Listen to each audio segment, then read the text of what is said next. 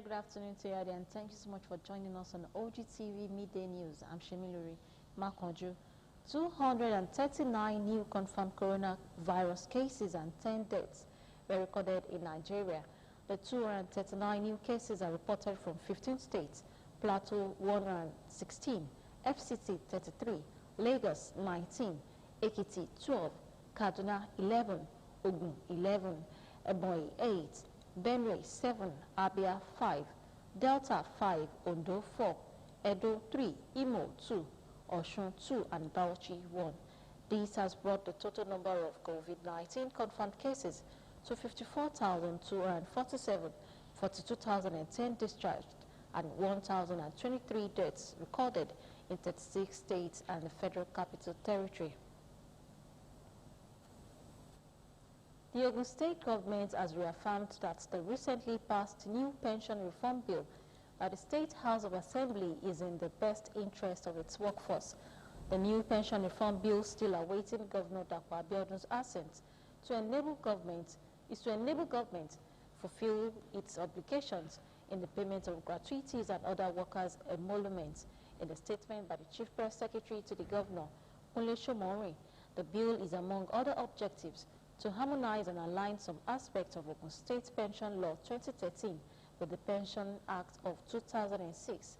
The statement further adds that it also intends to address the challenges of accumulated unremitted contributions by the past pension administration, as well as enhance the welfare of public servants in and out of service.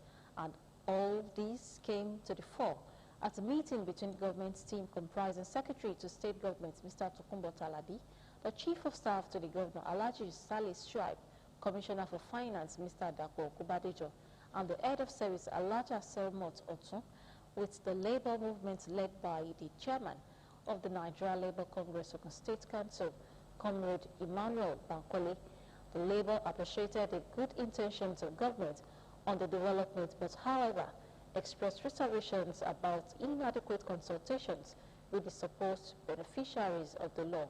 The briefing concluded that since the bill is yet to be assented to, the government, labor unions, and other stakeholders should study the proposed reform and forward areas of concern to the government within 1 week to harmonize disparate positions, and then forward same to the House of Assembly for consideration and amendment.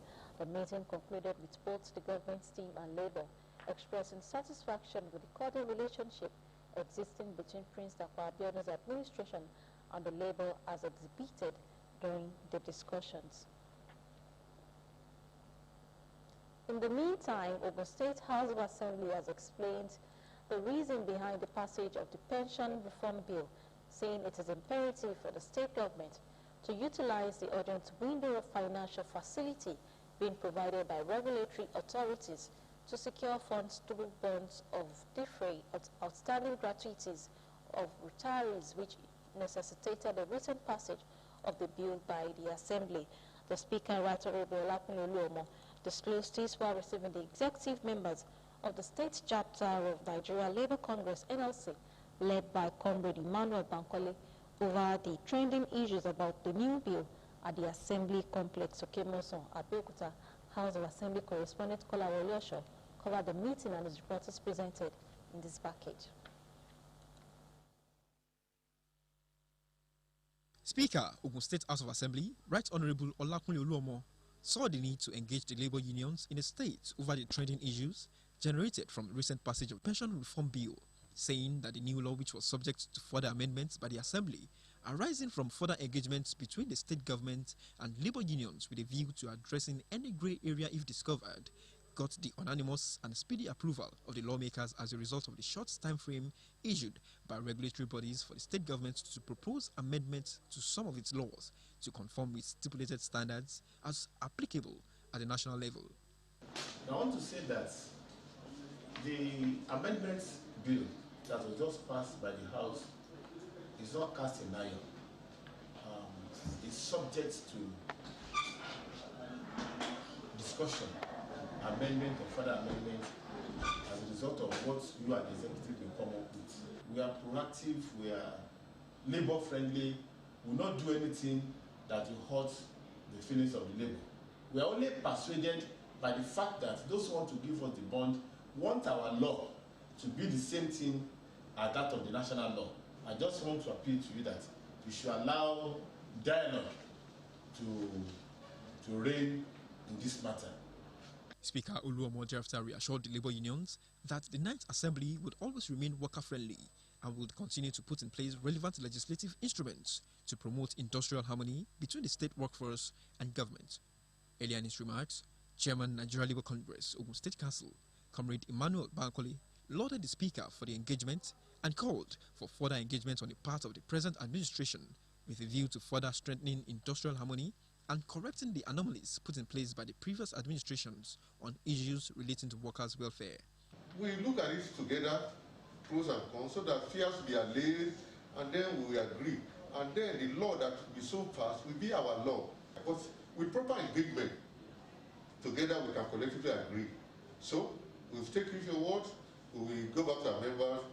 At least we have extracted commitment from government today, earlier today, that they will put all on hold until all the stakeholders are involved, and then whatever comes from us, we will come back to the house.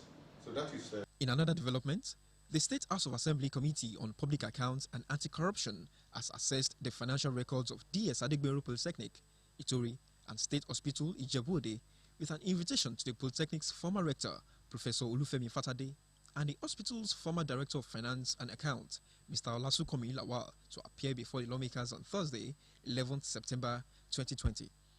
The chairman of the committee, Musefiu Lamidi, stated that the invitation became necessary as there were grey areas in the institution's financial records that needed clarifications by the invited officials. The governor of Ogun State, Prince Dapò Abiodun, has approved the appointment of 6 new permanent secretaries in the state civil service.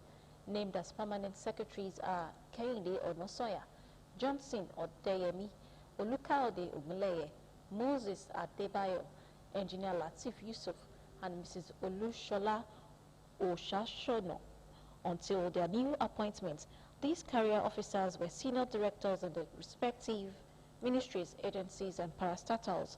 A statement by the Chief Press Secretary to the Governor, Mr. Kunle Shomori, said the appointments were made in line with the desire of the government to fill the existing vacancies among the rank of permanent secretaries in the state public service. Seniority, merit, professionalism, and diversity are considered in the appointment of the 6 permanent secretaries and done in the exercise of the provision of Section 208 of the 1999 Constitution of the Federal Republic of Nigeria as amended. Also in the exercise of his power, the governor deployed the new permanent secretaries to the following ministries and agencies: Kehinde Onosoya, Ministry of Special Duties and Intergovernmental Affairs; Engineer Latif Yusuf, Ministry of Works and Infrastructure; Mrs. Olushola Oshashono, Ministry of Transportation; Moses Adebayo, Bureau of Protocols and Ceremonials; Mr. Olukaode Ogunleye, Bureau of Service Matters. According to a statement by Mr. Kunle Shomori, Chief Press Secretary to Governor Dapò Abiodun, redeployed to old ministries, agencies, and commissions are Mr. Kolawole Fagbon from the Bureau of Service Matters to Ministry of Local Government and Chieftaincy Affairs. Mrs. Titilayo Dosumu moves from Teaching Service Commission to Ogun State Independent Electoral Commission. Engineer Jonathan Omojobi goes to Ministry of Culture and Tourism from the House of Assembly, while Dr. Oluranti Oladeyinde has been redeployed from the Ministry of Women Affairs and Social Development to the Bureau of Government House and General Services.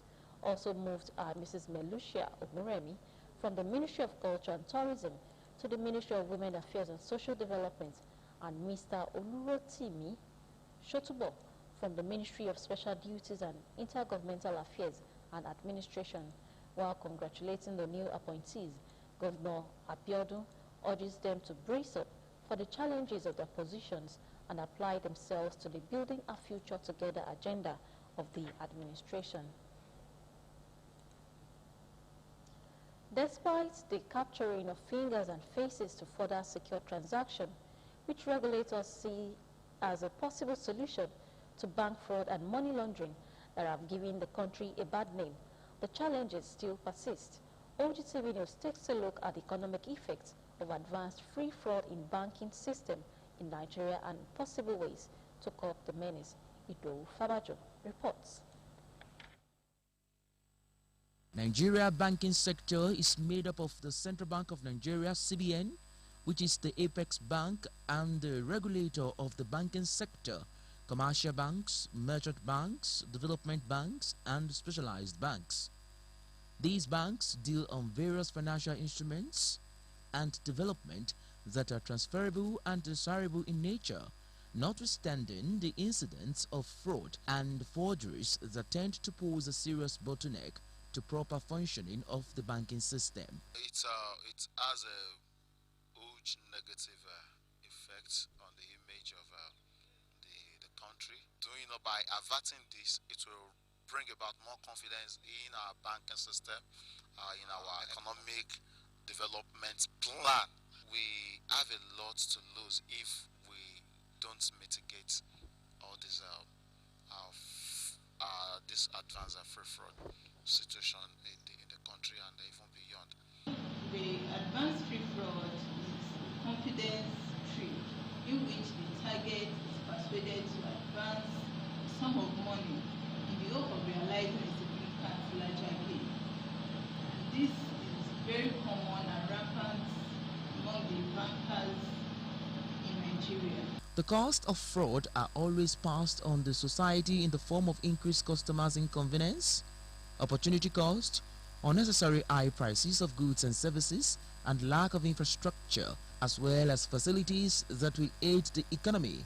Respondents call on government to embrace technologies that would aid the arrest of culprits. Where we need to strengthen our internet banking arrangement such that when you want to pay, we are sure that you are not paying to a scammer.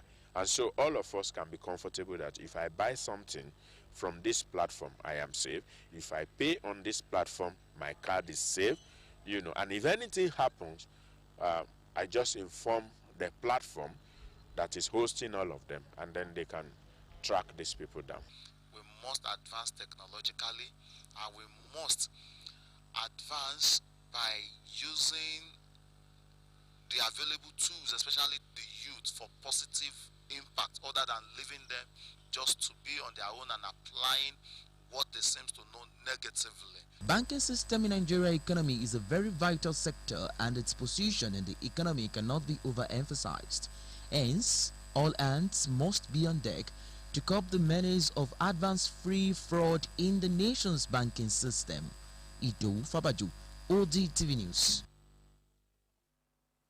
In continuation of its sustained efforts at tackling current and emergency security challenges in the country, the Nigeria Air Force has commenced the construction of an aircraft maintenance hangar at the Special Operations Command, Bauchi. Speaking during the groundbreaking ceremony, Bauchi State Governor Senator Bala Mohammed commended the exemplary result-oriented leadership of the NAF under the control of the Chief of the Air Staff, Air Marshal Sadiq Abubakar. A statement by the NAF spokesman, Air Commodore Ibikunle Daramola, quoted the governor as alluding to the fact that when the project is completed, it will complement ongoing efforts to rid the northeast, northwest, and north central of all forms of criminality and banditry.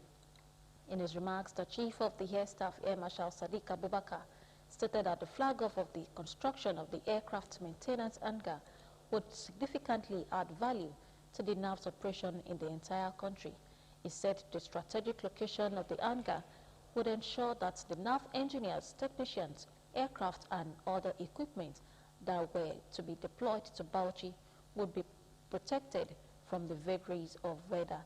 Earlier in his welcome address, the Air Force Commanding Special Operations Command, Air Vice Marshal Charles Owo, noted that the project would serve as an avenue for collaboration between the NAF and various higher institutions in Bauchi in the area of technology, exchange, and capacity building. Now to foreign news. 14 people are on trial in France over the deadly attack on the satirical magazine Charlie Hebdo more than 5 years ago. Most of the alleged accomplices are in court in Paris, but 3 are being tried in absentia. They are accused of helping the militant Islamist attackers who shot dead 12 people in and around Charlie Hebdo's Paris office in January 2015. A third gunman shot dead a policewoman and attacked a Jewish supermarket. A third gunman in total, 11 people were killed in a period of 3 days. The killings marked the beginning of a wave of jihadist attacks across France that has left more than 250 people dead. To end the midday news, we generate fears while we sit. We overcome them by actions.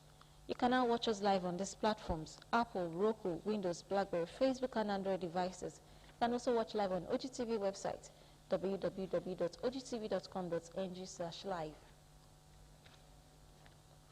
Thank you so much for watching, and do stay tuned for Yoruba version. Have a lovely day.